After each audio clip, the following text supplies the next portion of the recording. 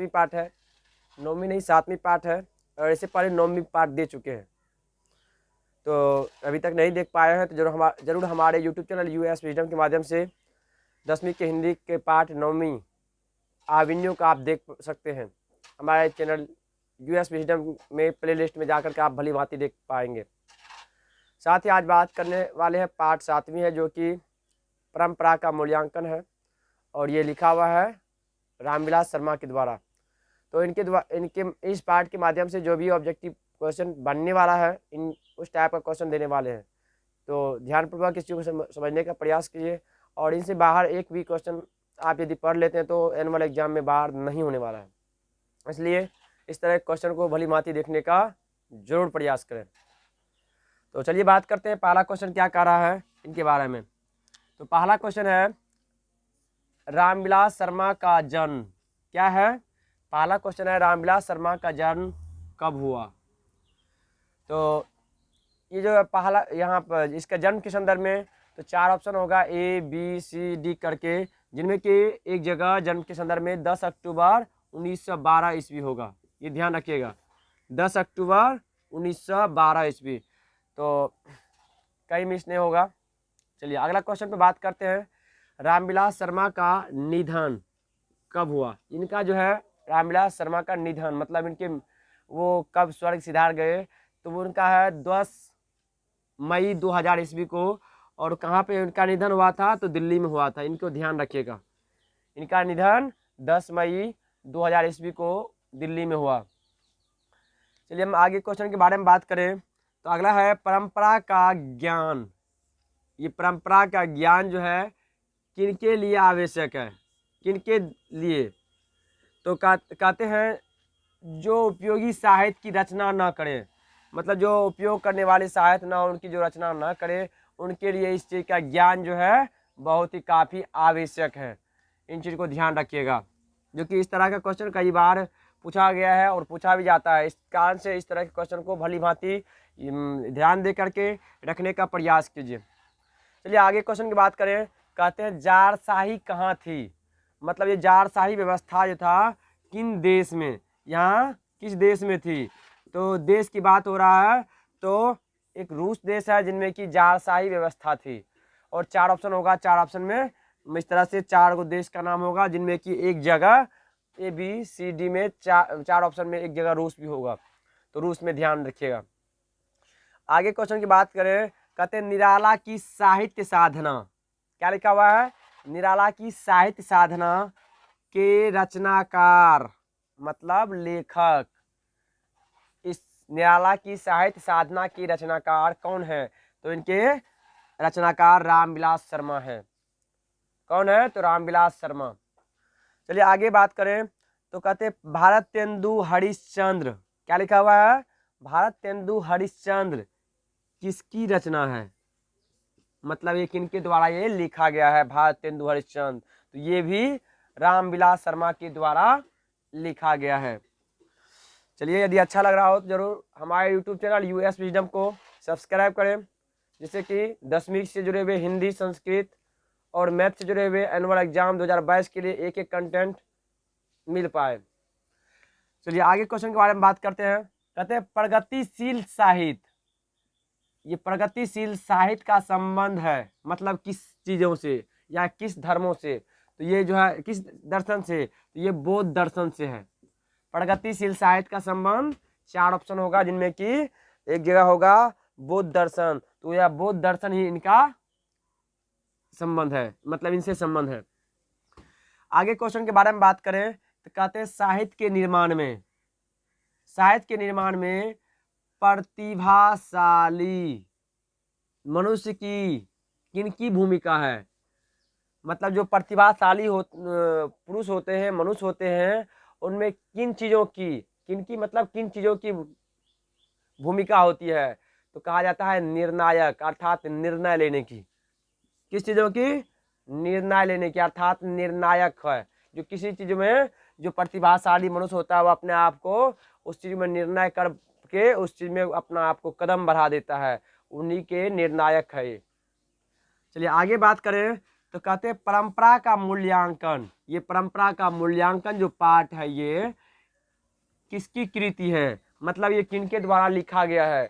तो परंपरा का मूल्यांकन जो है ये रामविलास शर्मा, किसके द्वारा, तो रामविलास शर्मा के द्वारा लिखा गया है। चलिए आगे बात करें तो कहते हैं परंपरा का मूल्यांकन, मतलब ये पाठ जो है परंपरा का मूल्यांकन किस विधा की रचना है। विधा में जैसे कि निबंध होता है, कहानी होता है, उपन्यास होता है या भाषण होता है, इन चीज भी बताना है। ये किस चीज से जुड़ा हुआ है, तो ये निबंध इस विधा से जुड़ा हुआ है। ये क्या है, ये निबंध है। चलिए आगे बात करते हैं। कहते हैं परंपरा का मूल्यांकन, मतलब ये परंपरा का जो मूल्यांकन पाठ ये है, इनके रचनाकार कौन है। यहाँ भी आप देख पा रहे होंगे इनके रचनाकार दिया हुआ है कोष्ठ में, यहाँ भी दिया हुआ है इसके जो कि इनके रचनाकार या इनके लेखक या निबंधकार कह सकते हैं, यह है रामविलास शर्मा। कौन है, रामविलास शर्मा है। आगे बात करें तो कहते हैं साहित्य का आदिम का, क्या लिखा हुआ, आदिम का शाब्दिक अर्थ है।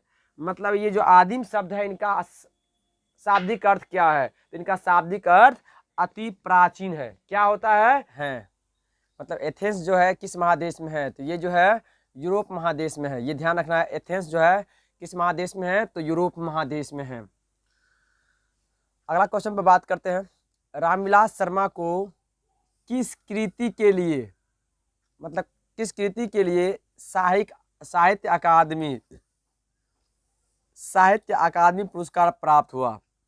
मतलब रामविलास शर्मा के द्वारा कौन सा ऐसा रचना था जिनके लिए जो है उन्हें साहित्य अकादमी पुरस्कार से सम्मानित किया गया, तो वो था निराला की साहित्य साधना। कौन सा था, तो निराला की साहित्य साधना। तो चार ऑप्शन जहां भी होगा तो वहां पर निराला की साहित्य साधना भी एक ऑप्शन होगा। हो सकता है ए हो या बी हो या सी हो या डी हो, कोई भी एक ऑप्शन जरूर होगा निराला की साहित्य साधना, तो इनको ध्यान रखना है। चलिए आगे बात करते हैं। जातीय असीमता की दृष्टि से इतिहास का प्रवाह कैसा है। मतलब जातीय असमता के अनुसार जो है ये इसकी कैसी है, तो कहा गया है असीमता का मतलब होता है अस्तित्व या पहचान की दृष्टि से अविच्छिन्न, और ये लिखा हुआ है अविच्छिन्न है, इसको अविच्छिन्न ऐसा भी लिखा जाता है।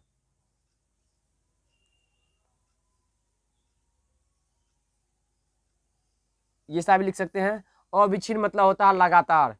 ये जातीय असीमता की दृष्टि से या सभ्यता की दृष्टि से, इसका मतलब सभ्यता होता है, इसकी दृष्टि से इतिहास के जो प्रवाह है या आगे जाने के जो है यह अविच्छिन्न है। अविच्छिन्न का तात्पर्य बता दिए क्या होता है, तो अविच्छिन्न का मतलब होता है निरंतर या अटूट या लगातार होता है।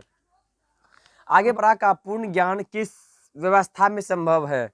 तो साहित्य की परंपरा का जो पूर्ण ज्ञान जो है किस व्यवस्था में थी, तो समाजवादी व्यवस्था में इनका संभव है। चलिए अगला क्वेश्चन में बात करें तो कहते हैं साहित्य के निर्माण में किनकी भूमिका निर्णायक है। तो कहते हैं इसके साहित्य के निर्माण में जो है प्रतिभाशाली मनुष्य की भूमिका जो है क्या है, महत्वपूर्ण है। जो अगला क्वेश्चन में बात करते हैं, समाजवादी व्यवस्था किस संस्कृति से नाता नहीं तोड़ती है। ये समाजवादी व्यवस्था जो है कहते हैं किस संस्कृति से नाता नहीं तोड़ती, तो ये प्राचीन जो सभ्यता है संस्कृति का उनसे नाता नहीं तोड़ती है। यहाँ लिखा हुआ प्राचीन संस्कृति, ये प्राचीन संस्कृति से नाता नहीं तोड़ती है। चलिए आगे बात करें तो कहते हैं प्रेमचंद्र और उनका युग, क्या लिखा हुआ है, प्रेमचंद्र और उनका युग किनकी रचना है। तो ये प्रेमचंद्र और उनकी युग जो है ये किसके द्वारा लिखा गया है, तो ये रामविलास शर्मा के द्वारा लिखा गया है, अर्थात इनकी रचना है, किनकी, रामविलास शर्मा की। चलिए आगे बात करें तो किस वर्ष की मतलब कौन सा ऐसा वर्ष की क्रांति के बाद रूस और गैर रूसी जातीय, मतलब जो रूसी जाति थे और जो उनके अलावे वाले बाहर से आए हुए जाति थे, उनके आपसी संबंध में बहुत ही बड़ा परिवर्तन हुआ। तो वो ईस्वी कौन सा था, वो कौन सा वर्ष था, तो 1917। और 1917 में जो रूसी क्रांति हुआ था, उन्हीं क्रांति के पश्चात जो उसमें काफी परिवर्तन आया था। चलिए आगे बात करें। कहते हैं साहित्य में विकास प्रक्रिया किस तरह संपन्न होती है। पुनः सुनिए, साहित्य में विकास प्रक्रिया किस प्रकार संपन्न होती है, मतलब पूरा होती है। तो कहते हैं यह समाज की तरह होते हैं। जिस प्रकार से समाज एक जगह संगठित और एक निरंतर चलता रहता है, उसमें जो भी अच्छाई बुराई जो भी होता है वह सम्मिलित होकर चलते रहता है, ठीक इसी प्रकार से ये जो साहित्य की जो विकास की प्रक्रिया है ऐसे ही चलती है। क्या है, तो यहाँ देख पा रहे होंगे समाज की तरह। चलिए आगे बात करें तो कहते हैं रामविलास शर्मा किस संस्था के निर्देशक बने। मतलब ये रामविलास शर्मा जो थे किस संस्था के, मतलब कौन सा ऐसी संस्था थे जिनके वो निर्देशक बने थे। तो वो जो है एक KM हिंदी संस्थान है, उनके वो निर्देशक बने थे। किसके बने थे, KM हिंदी संस्थान, उनके वह निर्देशक बने थे। किस भाषा के कवि था, मतलब कौन सी भाषा के, किस भाषा के कवि था। तो वायरन जो है ये अंग्रेजी भाषा के क्या थे, कवि थे। अभी तक हमारा वीडियो अच्छा लगा हो तो जरूर हमारे YouTube चैनल US विजडम को सब्सक्राइब कीजिए, लाइक कीजिए, शेयर कीजिए और अधिक से मतलब कमेंट भी कीजिए।